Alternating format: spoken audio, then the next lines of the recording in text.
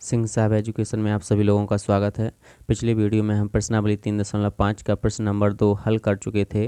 प्रश्न नंबर 2 जो है कि यानी कि दिया था उसको हल कर चुके थे। अब प्रश्न नंबर 3 को हल करते हैं। तो प्रश्न नंबर 3 दिया गया है, निम्न रैखिक समीकरणों के युग्म को प्रतिस्थापन एवं बीजगुणन विधियों से हल कीजिए। हमें प्रतिस्थापन विधि से और बीजगुणन विधि से क्या करना है, हल करना है। तो प्रतिस्थापन और बीजगुणन विधियों से हल करना है।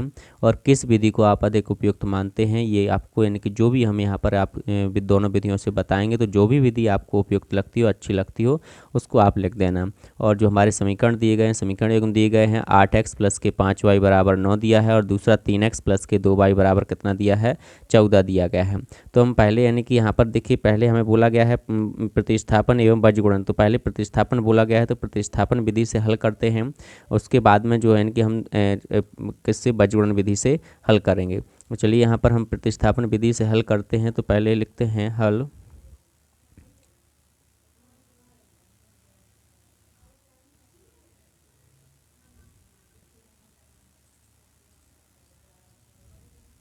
हल यहाँ पर हम पहले किस विधि से हल कर रहे हैं, प्रतिस्थापन विधि से हल कर रहे हैं। तो यहाँ पर हम लिख देते हैं ताकि आपको अच्छे से समझ में आ जाए किस विधि से किया गया है।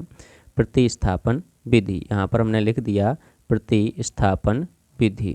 तो प्रतिस्थापन विधि लिख दिया। तो यहाँ पर हमें पता चल रहा है कि हमें किस विधि से किया गया है ये सवाल, पहले प्रतिस्थापन विधि से। तो प्रतिस्थापन विधि से हम कर रहे हैं। तो पहले हमें जो समीकरण दिए गए हम लिखेंगे, दिए गए रैखिक समीकरण, दिए गए रैखिक समीकरण युग्म हैं, दिए गए रैखिक समीकरण युग्म हैं। चलिए यहाँ पर दिए गए रैखिक समीकरण युग्म क्या हैं उनको हम लिखते हैं। तो जो हमें पहला दिया गया है वो है 8x प्लस के 5y बराबर में कितना, 9। ये हमारा पहला यानी कि जो रैखिक युग्म है उसको हमने समीकरण नंबर दे दिया कितना, नाम 1। अब दूसरा है क्योंकि हमें प्रतिस्थापन विधि से हल करना है तो हम यहाँ पर ऐसे ही लिखे रहने देंगे अचरपद को उसी साइड में। दूसरा है हमारा 3x प्लस के 2y बराबर में कितना, 4। ये दूसरा समीकरण दिया है। दोनों समीकरण हमें रैखिक युग्म, दोनों समीकरण दिए गए हैं, दोनों ही रैखिक समीकरण हैं।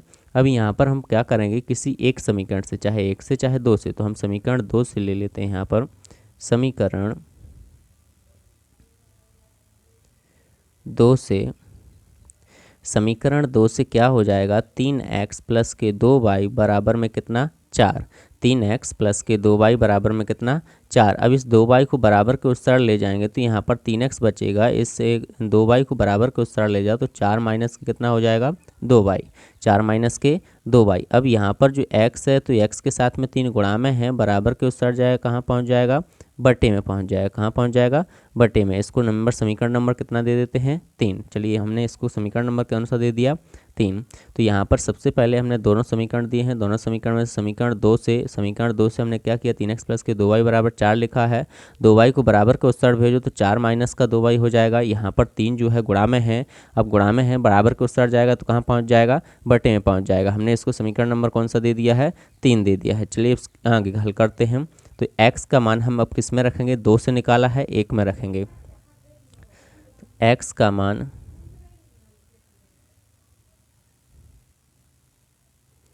x का मान समीकरण 1 में रखने पर, x का मान जो है, x का मान किस में रखने पर, समीकरण 1 में रखने पर। हमारा समीकरण 1 क्या है, पहले 8x प्लस के 5y बराबर कितना है, 9। तो हम इसमें x का मान रख देंगे। तो 8 और x की जगह हमें मान रखना है किसका, 4 माइनस के 2y और बटे में कितना, 3। x का मान रख दिया, प्लस के हमारा है 5y, तो 5y का 5y रहेगा, बराबर में कितना है, 9। तो हमने इसको 9 ही कर दिया। अब यहाँ पर ये कट तो रहा नहीं है तो 8 चौके कितना होगा, 32, और माइनस 8 दूनी कितना हो जाएगा, 16y। तो यहाँ पर 32 माइनस के 16y और बटे में कितना है, 3। तो हमने 3 कर दिया, प्लस का कितना दिया है, 5y, बराबर में कितना है, 9। अब यहाँ पर देखिए, यहाँ पर कुछ नहीं है बटे में, तो हम कितना कर लेंगे, 1। तो 3 और 1 का जब लघुत्तम लेंगे तो कितना आएगा, 3। 3 का भाग 3 में देंगे तो कितनी बार जाएगा, 1 बार, और 1 का गुणा इस पूरे कोष्टक में करेंगे तो कोष्टक ज्यों का त्यों आ जाएगा, 32 माइनस के 16y। प्लस 1 का भाग 3 में देंगे तो 3 बार जाएगा, 3 का गुणा 5 में करेंगे तो 3 5 15 वाई बराबर में कितना 9। अब चलिए यहाँ पर देखिए ये 3 जो है बटे में है, बराबर के उस साइड जाएगा तो कहाँ पहुँच जाएगा, बट यहाँ पर देखिए 32 और माइनस का 16 है और प्लस का 15 है, तो 16 में से 15 जाएगा तो कितना बचेगा, 1 वाई बचेगा, माइनस का कितना बचेगा 1 वाई। और ये 3 जो है यहाँ पर किस में है, यहाँ पर भाग में है, बराबर के उस साइड जाएगा तो कहाँ पहुँच जाएगा, गुणा में पहुँच जाएगा। ये कहाँ पहुँच जाएगा, गुणा में, क्योंकि बराबर के उस साइड जाता है तो भाग में होता है तो गुणा में, और गुणा में होता है तो भाग में पहुँच जाता है। अब यहाँ पर देखिए 32 माइनस का 1 वाई बराबर 3 का गुणा 9 में होगा तो कितना हो जाएगा 27। अब यहाँ पर जो 32 है ये किसका है, प्लस का है, बराबर के उस साइड जाएगा तो किसका हो जाएगा, माइनस का। तो ये 27 तो पहले से ही है और ये 32 इस साइड गया तो किसका हो गया, माइनस का। अब यहाँ पर देखिए माइनस का 1 वाई है और यहाँ पर कितना है 27 माइनस की 32, तो माइनस की संख्या यहाँ पर बड़ी है, तो 32 में से 27 जाएगा तो कितना बचेगा 5, वो भी किसका बचेगा, माइनस के। तो चलिए इसको हम आगे हल करते हैं।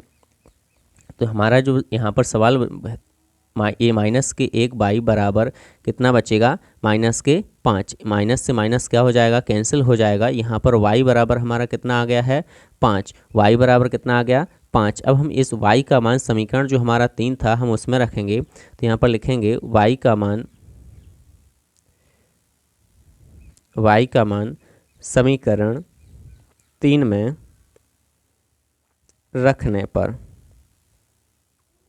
y का मान समीकरण 3 में रखने पर। तो चलिए हमारा जो समीकरण 3 था क्या था, समीकरण 3 x बराबर 4 माइनस के 2y और बटे में कितना 3, यही था हमारा समीकरण 3। अब हमें इसमें y का मान निकालना है, तो x बराबर 4 माइनस के वो सॉरी 2 y की जगह रखना है, y की जगह में कितना रखना है 5 बटे में कितना 3।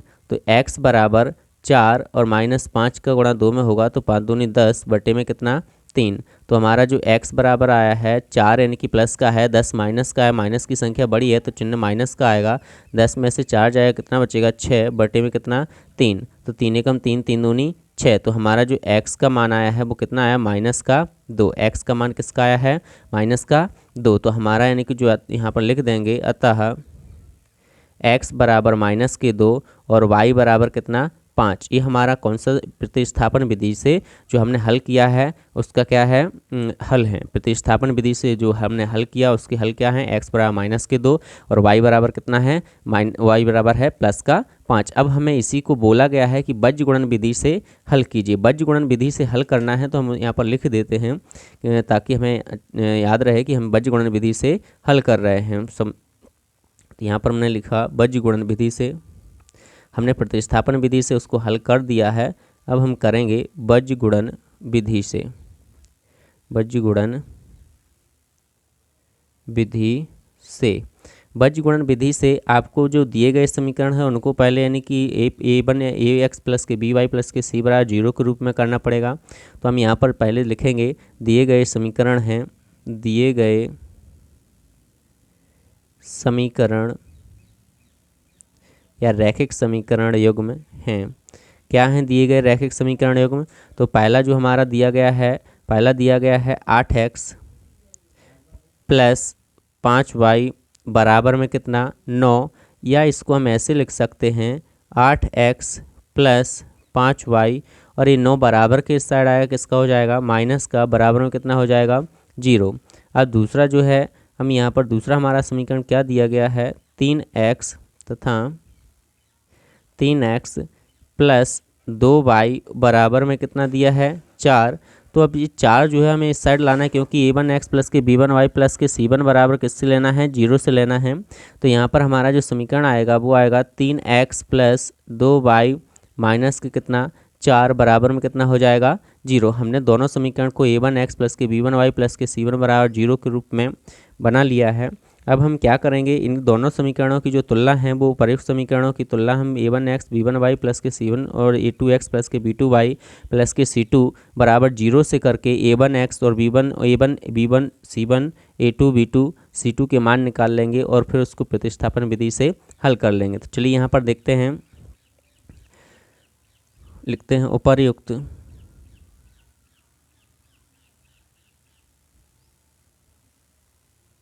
उपर्युक्त समीकरणों की तुलना उपर्युक्त समीकरणों की तुलना a1x plus b1y plus c1 बराबर 0 तथा a2x plus b2y plus c2 बराबर 0 से करने पर, तो यहाँ पर जो हमारा a1 जो पहले समीकरण की तुलना है उसको पहले समीकरण से करना है और दूसरे समीकरण की तुलना दूसरे समीकरण से करना है। तो हमारा जो पहला समीकरण है, पहला समीकरण हमारा है 8x प्लस के 5y माइनस के 9 बराबर 0। तो x की जगह तो x है, लेकिन a1 की जगह कितना है 8। तो यहाँ पर a1 का मान जो है हमारा कितना हो जाएगा 8, और b1 का मान कितना हो जाएगा, b1 का मान कितना हो जाएगा, यहाँ पर y है तो b1 का मान कितना हो गया 5, b1 का मान कितना हो गया 5, और जो c1 है हमारा, तो c1 का मान कितना हो जाएगा माइनस के 9। जो अचर पद है हमारा माइनस का 9 है, तो c1 का मान कितना हो जाएगा माइनस के 9। अब दूसरा जो है हमारा समीकरण, दूसरे समीकरण की तुलना दूसरे समीकरण से करेंगे। तो यहाँ पर दूसरे समीकरण की तुलना दूसरे समीकरण से करने पर a2 बराबर x यहाँ पर है, तो x यहाँ a2 का मान कितना हो जाएगा 3, और जो हमारा b2 का मान है, तो b2 का मान यहाँ पर y का गुणांक, तो y का गुणांक कितना है 2, तो y का गुणांक 2, तो यहाँ पर b2 का मान भी निकल आया।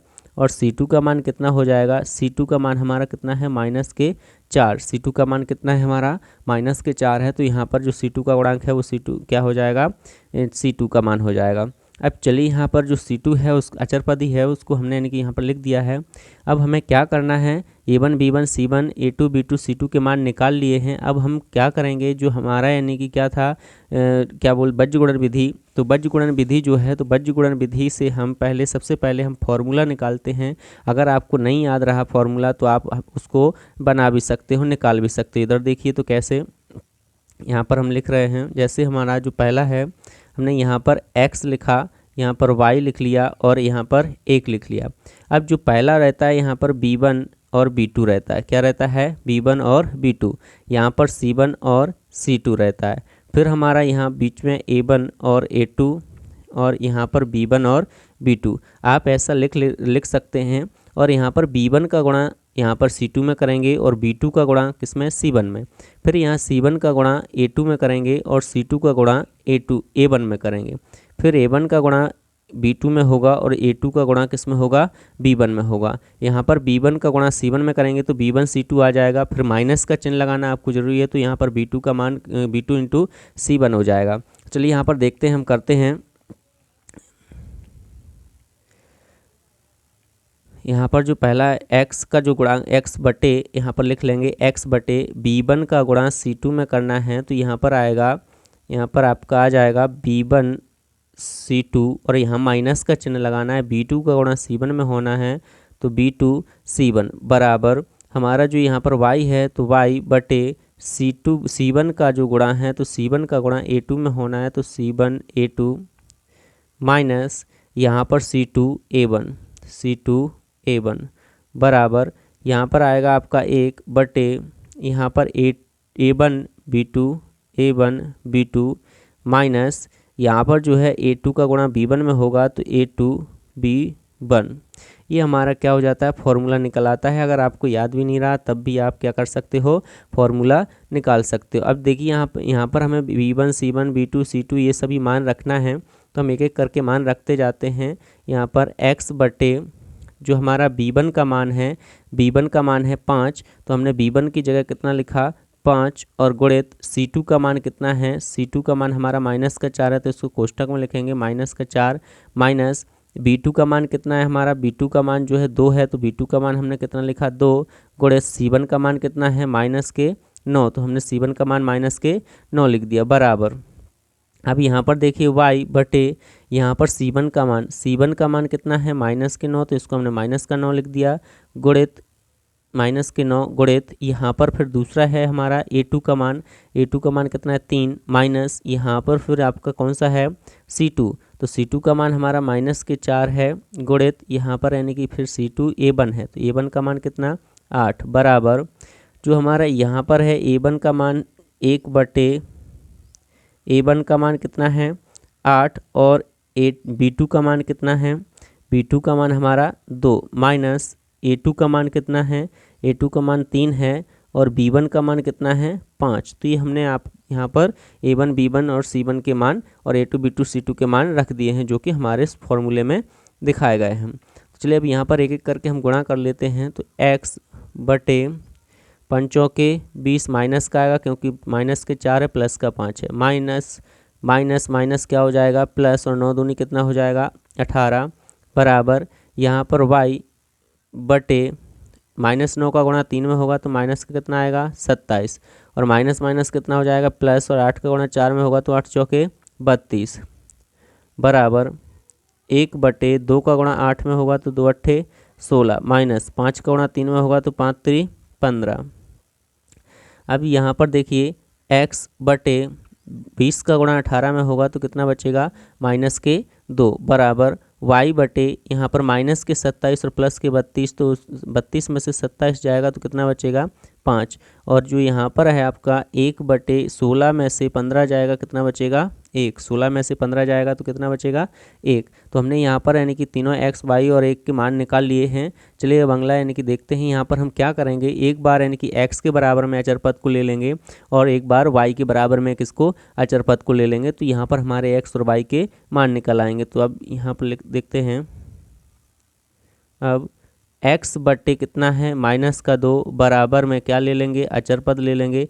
1 का गुणा x में होगा कितना आएगा x ही आएगा, और बराबर इस 2 का गुणा किस में होना है 1 में, तो यहाँ पर कितना आ जाएगा 1 का गुणा किस में -2 में, तो माइनस का कितना आ जाएगा ये 2। तो x का जो मान आया हमारा x का मान कितना आ गया -2। अब यहाँ पर दूसरी बार क्या ले लेंगे y के बराबर में अचर पद ले लेंगे। तो y बटे कितना है 5 बराबर में 1 बटे कितना 1। तो यहाँ पर देखिए 1 का गुणा y में होगा तो y ही आएगा, और 5 का गुणा किस में होगा 1 में होगा, तो यहाँ पर भी देखिए 5 का गुणा 1 में होगा तो कितना आएगा 5 ही आ जाएगा। तो हमारे प्रतिस्थापन विधि से भी x का मान -2 और y का मान 5 आ रहा था, और इस विधि से भी हमारा x का मान -2 और y के मान 5 आया है। अतः x बराबर कितना हो जाएगा -2 और y बराबर कितना आया है 5 प्लस का, तो ये हमारा क्या हो जाएगा आंसर हो जाएगा। यहाँ पर दोनों ही विधियों से हमने आपको यानी कि बता दिया है। आपको जो भी विधि आपको अच्छी लगी हो उसमें यानी कि आप लिख देना कि कौन सी विधि आपको अच्छी लगी हुई है। अगर आपको वीडियो पसंद आया हो तो लाइक कीजिएगा, शेयर कीजिएगा, सब्सक्राइब कीजिएगा और कमेंट बॉक्स में कमेंट ज़रूर कीजिएगा। Thank you.